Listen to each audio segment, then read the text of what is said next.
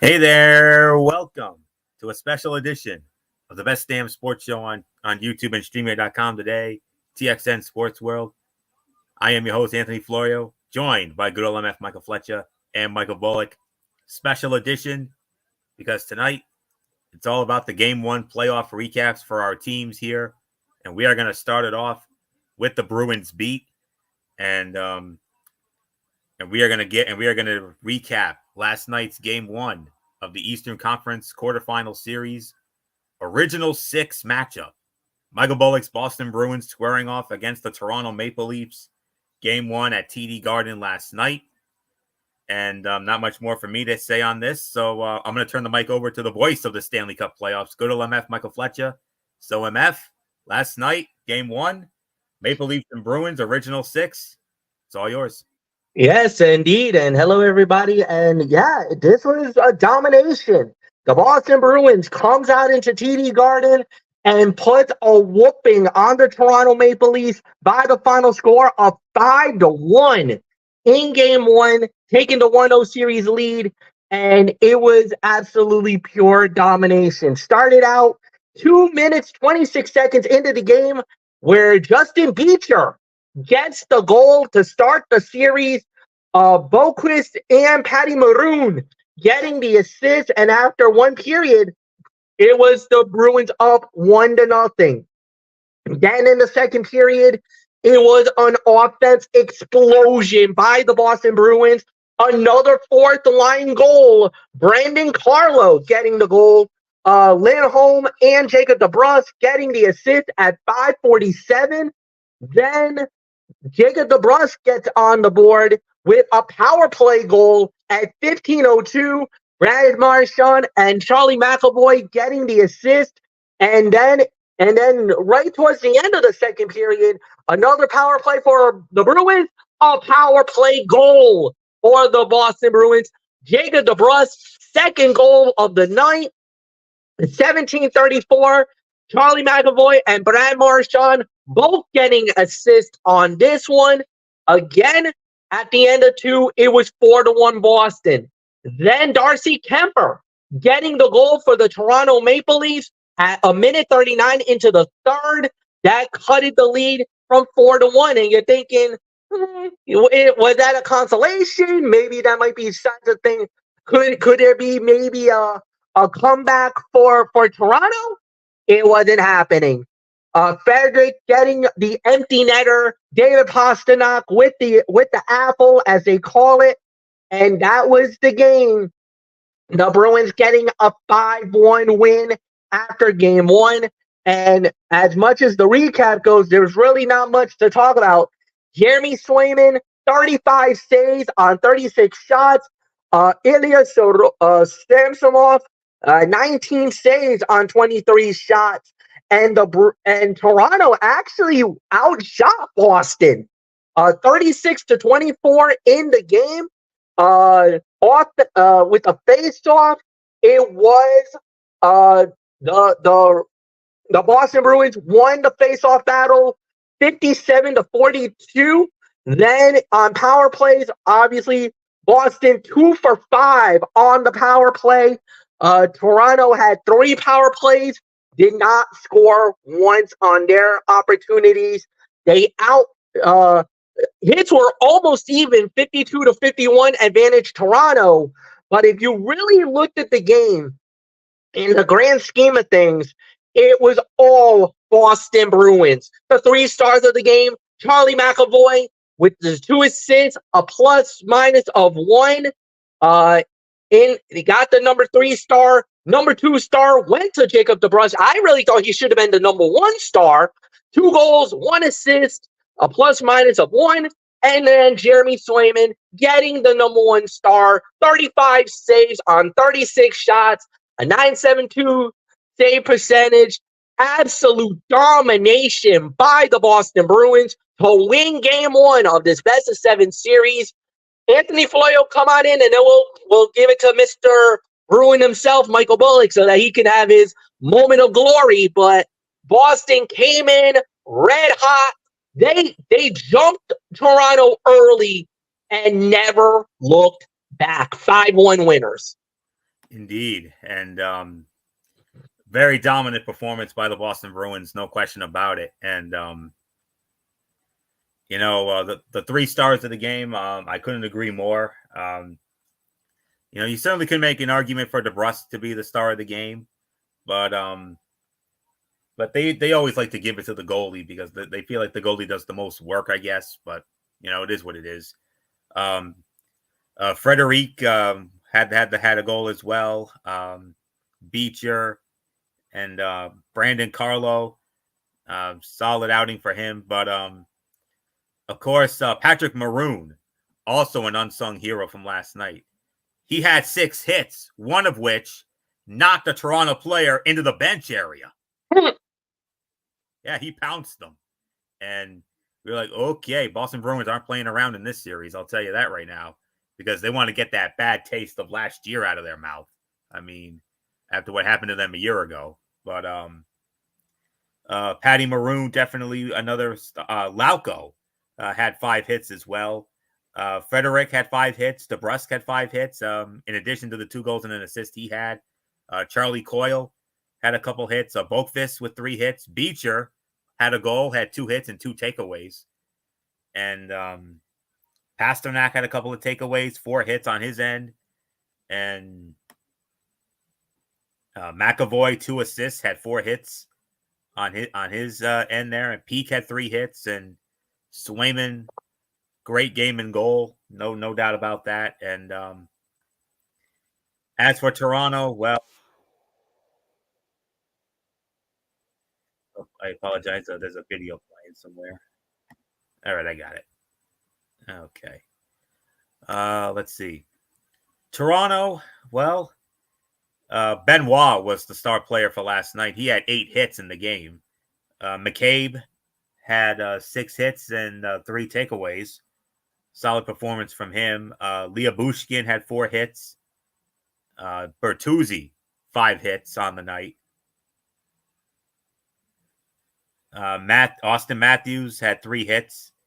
Reeves 3 hits and had an assist. Dewar had an assist, and I mean, not really much doing on Toronto's end. I mean, they kept. It was Camp. Camp had the goal, not Darcy Kemper. Darcy Kemper's a goaltender. Not sure where he plays, but nonetheless, the Boston Bruins held the Toronto Maple Leafs in check, no question about that, and a big Game 1 win. We'll see if they can keep the momentum going into Game number 2 tomorrow night, and we'll have that Game 2 recap as part of Ridiculously Raw tomorrow night. So we'll squeeze it in with our review of Ridiculously Raw and my special Tony's take on the TNA Rebellion pay-per-view. Newsworthy show. Little spoiler alert there. So yeah, very, very convincing performance by the Boston Bruins last night. So great start for them. So not much more to say. Michael Bullock, Mr. Bruin, come on in. Wow. You want to talk about a statement win? The Boston Bruins, your Boston Bruins had a big time statement win as they look to get the bad taste of last year out of their mouths. Yeah, and that's what, to me, it was all about last night. I mean, they wanted to get off to a good start, and they wanted to they want to put the bad memories of last year in the rearview mirror. I mean, losing in that as the number 1 seed was that was pretty bad. They basically took the first step in doing that. So, yeah, I mean, an impressive win for the Boston Bruins last night. I mean, they weren't screwing around. They wanted to send a statement early, and boy howdy, they did that to the Toronto Maple Leafs. I mean, the goalies were really good, and some of the other names you mentioned. I mean, for the Bruins, they stepped up last night. So, yeah, Game 2 tomorrow night. Can they go up 2-0 and send the series back to Toronto, where all the pressure would be on the Toronto Maple Leafs? So we'll just have to wait and see on it. But a very impressive first game for the Bruins. So, Yeah, so there's really nothing more for me to add on to it. So with that being said, let's switch from the Boston Bruins to the other team from Boston, the Boston Celtics. And with that, we are going to send it over to the voice of the NBA, Anthony Florio. Anthony and Michael Bullock alluded to it. Game one, once again from the TD Garden, as the Boston Celtics, the top seed in the Eastern Conference, went on against the team that won the play-in tournament for the 8th seed, the Miami Heat.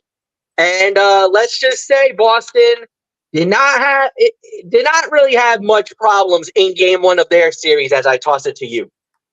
Oh, absolutely not.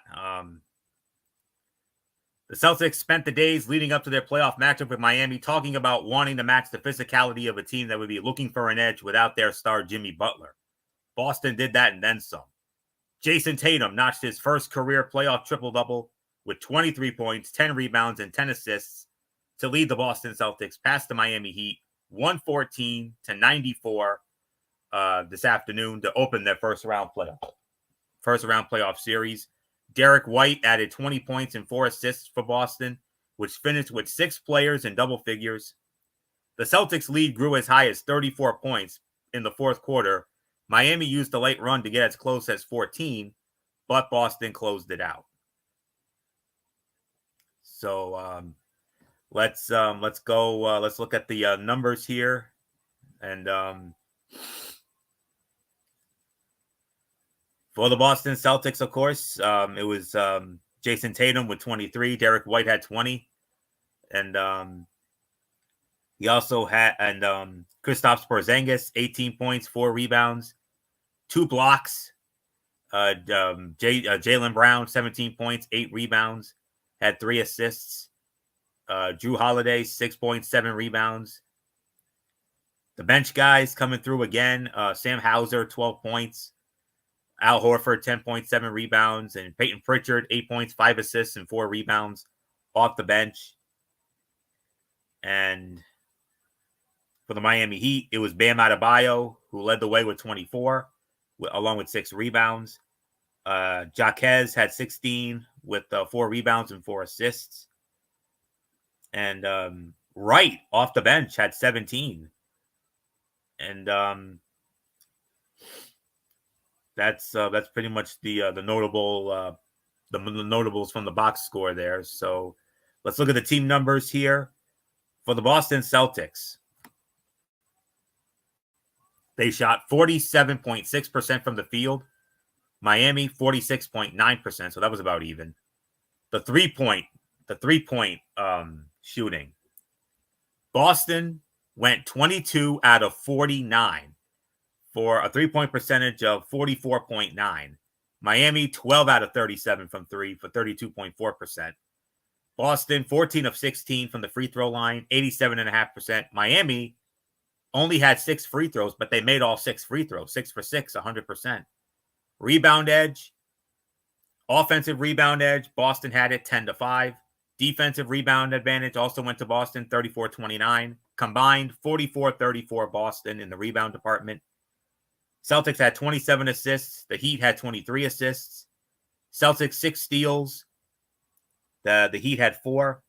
Here's a big difference. Block shots. Boston had 6 blocks. The Heat only had 1. Both teams committed 11 turnovers. Heat had 18 points off turnovers. Celtics 17 off turnovers. Fast break points, 13-6 in favor of Miami. Points in the paint, actually all Miami, 44-24. Boston committed only 10 fouls. Miami only committed 13. Each team had 1 technical foul against them. No flagrant fouls. Boston's largest lead, 34. Miami, 0. Because Miami did not lead for 1 second during this game. It was a wire-to-wire, coast-to-coast victory for the Boston Celtics, jumping out to a 14-0 lead to start the game. And I also noticed, I couldn't help but notice that Boston had a little bit of an over-reliance on the three-point shooting. I mean, 49 three-point attempts. I mean, it was a little much for me. But hey, as long as you're making like almost half of them, I mean, who am I to argue? But But nonetheless, final score, Celtics win it 114-94. Celtics up 1-0. Game 2, right back at TD Garden. Only it will not be until Wednesday night. So not much more to say on that. So good old MF, Michael Fletcher. Before we give it to Bullock again, 114-94. Boston wins. Coast-to-coast victory. 14-0 run to start the game. Over-reliance on three-point shooting. And Miami made some runs. The closest they ever got was 3 early on, but all Boston all the time, led by as many as 34 coast to coast for Boston as they look to get the bad taste of last year out of their own mouths. Yes, absolutely. This was an impressive performance by the Boston Celtics. They absolutely dominated early on in the game. Like you said, they took that lead and they never gave up. They never gave in on that part, and it just kept going. It kept, you know, it was a dominating performance. I don't think there was much argument with the way that they handled this.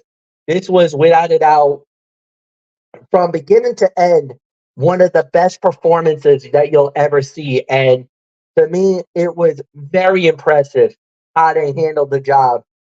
It was a great victory. It's a humongous win for the Celtics. And obviously, like you said, it's a get right for them because Miami was the team that ended their season about less than a year ago in that Eastern Conference final. And when they did that, it was absolutely pure magic for them. Domination from beginning to end, but the Celtics proved why they are the best team in the East, and without a doubt, absolutely incredible performance. Now, how does Miami answer back in game 2?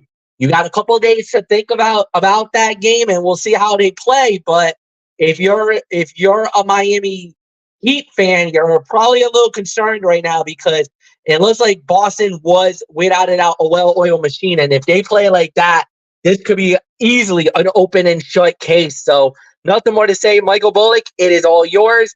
Your Celtics, very impressive in game 1.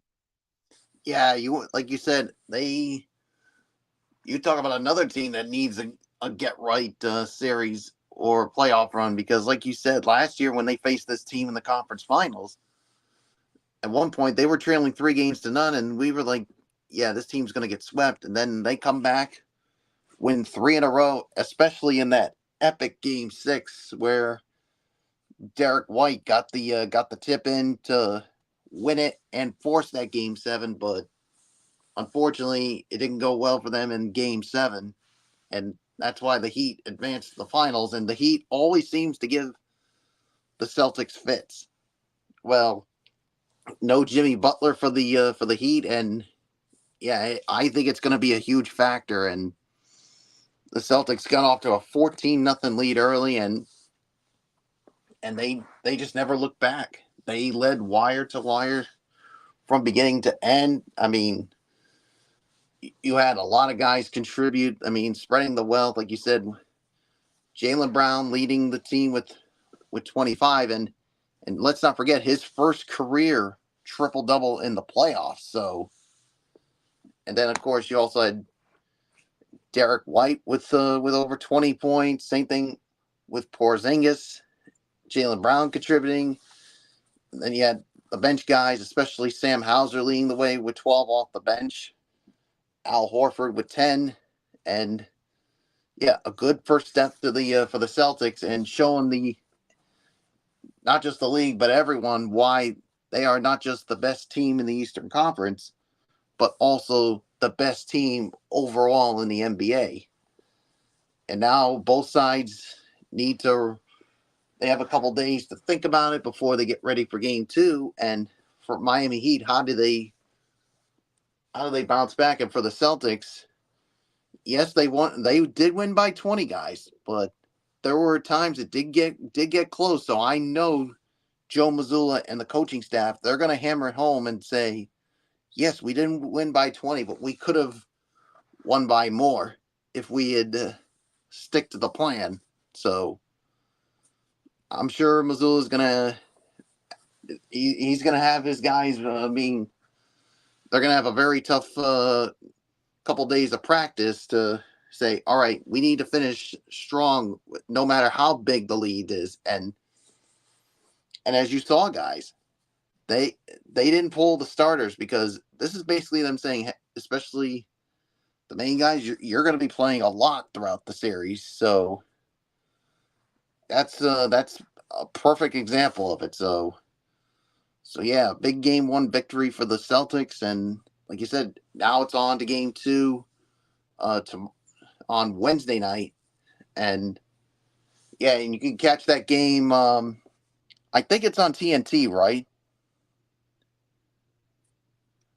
It will be on TNT, yes. Yeah, it'll be on TNT for some of the national affiliates, but locally you can also see it exclusively also on NBC Sports Boston.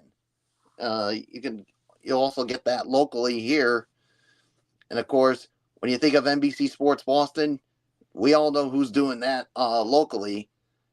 The legendary and soon to be retiring Mike Gorman, along with Brian Scalabrine and Abby Chin. So yeah, so for those of you who want to watch it locally, watch it on NBC Sports Boston. So yeah, so nothing more to say except now let's move on. Let's go back to hockey and let's go on to the team that Florio and Fletch like, and that's the New York Rangers. And boy, howdy, you want to talk about the Celtics and Bruins getting off to a good start. The Rangers certainly did today as well. They absolutely did. Madison Square Garden, and it was the other Eastern Conference first round series. Your President's Trophy winning New York Rangers squaring off against their hated rivals, the Washington Capitals. Madison Square Garden on ESPN this afternoon. And it was the New York Rangers setting it up. And Matt Rempe, he helped the New York Rangers get their postseason up to a strong start.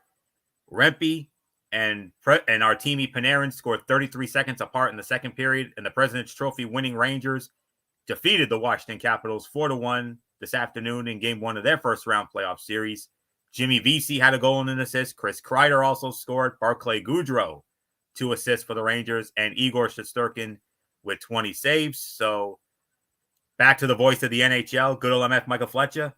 MF, great start. Great start for our Rangers. As Ranger fans, we couldn't have asked for any better. Yeah, you basically summed up the entire day for the New York Rangers. After a very slow first period, hard-hitting, no goals in the first period, where the Rangers won the battle 7-4. But there was an opportunity at one point in the game where the Rangers had 15 shots in a row before even Washington had one shot.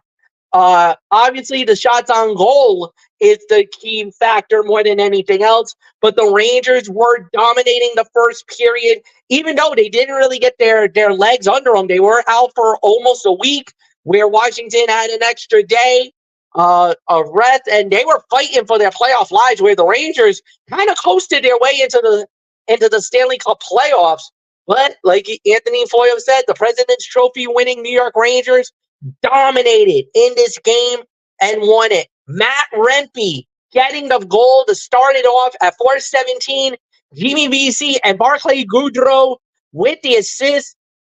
And then almost 33 seconds later, that's when Artemi Panarin, the almost 50 goal scorer, the man who's, you could even say a candidate for the Hart Memorial Trophy as the MVP of the NHL.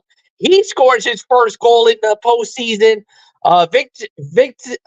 Vincent Trocheck and Alexis Lafreniere getting the assist, and then Jimmy Vesey getting the goal, making it 3-0 for New York. Barclay Goodrow getting the assist at 6:23 in the second period.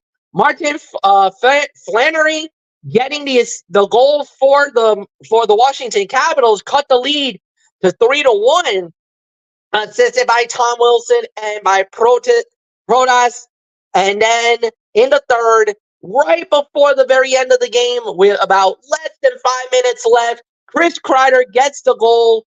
Roslick and Mika Zibanejad with the assist at 16-17. That was the game. 4-1 New York. The Rangers outshot the Washington Capitals 31-21 in the entire game. And the 3 stars of the game was Matt Rempe, number 3, getting a goal, getting the first goal for the New York Rangers. The second star went to Barclay Goodrow with the 2 assists in the game, and Jimmy Vesey, the number 1 star, with a goal and an assist for the New York Rangers as the Rangers wins game 1. Of course, the other parts of the game, or I guess you could say with the box score, just to give you a rundown on the goaltending, as I normally would do. Of course, this was it was Igor Shestankin, 17 saves on 8. 20 saves on 21 shots. Basically, he on even strength, he had 17 saves out of the 18, 3 for 3 on power play saves, and he absolutely had himself an afternoon for the New York Rangers. And then, of course, for the Washington Capitals, it was Charlie Lundgren, who was the man he was the goaltender. He had 27 saves on 31 shots. He did give up the 4 in the game. All on even strength, he gives up the 4 goals. And then he was 5 for 5 on He was 5 for 5 on saves in the power play. And when he was shorthanded, he was able to stop 1. There was an opportunity where the Rangers were going to get it, but the Rangers, like we've been saying, dominating all season long. The 5-on-5 comes in again. One note that we always talk about for the New York Rangers is how they always have a tough time winning faceoffs. Not the case today. 55% the Rangers winning in faceoff battles in the circle. Of course, shots on goal, 31-21 advantage New York. Anthony Florio, you know what? We were, and everybody's been saying it, how this series is a mismatch. The Rangers are just far too superior and far too better than the Washington Capitals. We know the Caps are going to give the Rangers some fits at some point in the series, but right now, New York's looking like the team that could win the Stanley Cup. And that makes me very excited to hear that. I mean, because you had that thrill 30 years ago, whereas I didn't. But like I said the other night, I mean, man, this is definitely our best shot at a winner. There's no doubt about it. We have a legitimate shot at a realistic winner here, and we keep playing games like this. Oh yeah, we're definitely on the way. 3 stars of the game. Number 3 star was Matt Rempe with a goal. Number 2 star was Barclay Goodrow with 2 assists. And the number 1 star was Jimmy Vesey with a goal and an assist. Obviously, Igor didn't have to do much. I mean, he only had to save 20 shots on 21 shots. But yeah. For the New York Rangers, of course, Goodrow, 2 assists, also had a couple of hits in there. VC, goal and an assist, also had 2 hits in there. Alexis Lafreniere, 5 hits and an assist in the game. And let's see. Another notable performance, the captain, Jacob Trouba, had 5 hits in the game. Keandre Miller, 3 hits and a takeaway. Ryan Lindgren with 2 takeaways. And the other guys didn't really have to do much. And Igor only 20 saves on 21 shots. That's it. For the Washington Capitals,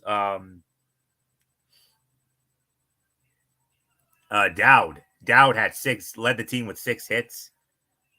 John Carlson had 3 hits. Tom Wilson had 2 hits and a takeaway, but he got himself into some big time trouble. Tom Wilson had 12 penalty minutes in this game. And McElrath also had 10 penalty minutes for the Washington Capitals. That's not going to help against this Ranger team. And, I didn't see much of anything else. I mean, they did keep it close in that first period, but the second period was the difference maker. The New York Rangers scoring 3 goals in a stretch of 2 minutes and 6 seconds. That's pretty much all the New York Rangers needed to defeat the Washington Capitals here, even though the Capitals got one back, made it 3-1. And then Chris Kreider adding to his playoff legacy and with another goal for him. So very impressive performance today. Game 2 will be on, I believe, Tuesday. Yes, it'll be Tuesday night on ESPN in Madison Square Garden. And we'll figure out where we're going to put that. But yeah, I'm very pleased with the outcome today. No doubt about it. And great start. And hopefully this is the beginning of bigger and better things for them. And, so not much more to say. Michael Bullock, if you have a quick thought, feel free, or if not, then we'll put a bow on this thing. Yeah, I mean, this was definitely a good start for the New York Rangers especially as the number 1 seed and President's Trophy winner. So, I mean, we can only hope for success for them because things don't usually go well for the President's Trophy winners, a la ask the Boston Bruins. But yeah, this is definitely a good start for them. And yeah, can they continue that momentum from game 1 into game 2? We're definitely going to have to wait and find out. So, that being said, Florio, let's put a ball on this special edition of TXN Sports World. And that is indeed what we will do. That will put the bow on this very special edition of TXN Sports World. The Bruins beat, the Celtics chat, and the Rangers roundup. We will next be with you at this time tomorrow night for Ridiculously Raw, right back here on the Tone 25, as we will have Monday Night Raw as we continue on the road to Backlash in Lyon, France. Battle Royal to determine the new Women's World Champion. That and a whole lot more to look forward to tomorrow night. And then in addition to that, we will have, provided Michael Bullock's on with us, we will have the Game 2 edition of the Bruins Beat, as we'll get into Game 2 of the Toronto Maple Leafs Boston Bruins series. And then in a special Tony's Take, I will give you my thoughts on the TNA Rebellion pay-per-view that went down last night at the Palms Casino in Las Vegas, Nevada. Newsworthy show, which is all I'm going to say right now, especially at the end. So I'll leave it at that. And then Wednesday, we got a big show on Wednesday. We got our review of AEW Dynasty pay-per-view, NXT Spring Break-In Week 1. We've also got AEW Dynamite. And hopefully, time permitting, we will have the Game 2 editions of the Celt. Yeah, we're going to have to figure that one out. But that'll be on Wednesday. And then we'll figure out the rest of the rotation after that. So that's it. So until